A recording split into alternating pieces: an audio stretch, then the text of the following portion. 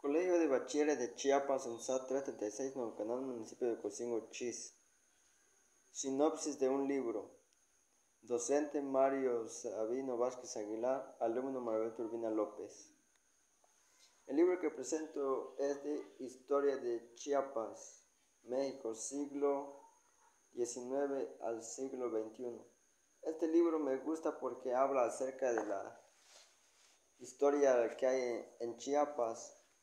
Habla de los personajes que participaron en Chiapas, diferentes temas, habla sobre la arqueología de Palenque,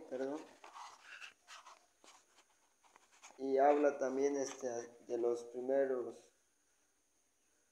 que participaron, personajes históricos constructores de Chiapas del siglo XIX, como está una Josefa Manuela García Bravo, don Joaquín Miguel Gutiérrez. Son personajes que participaron en este libro.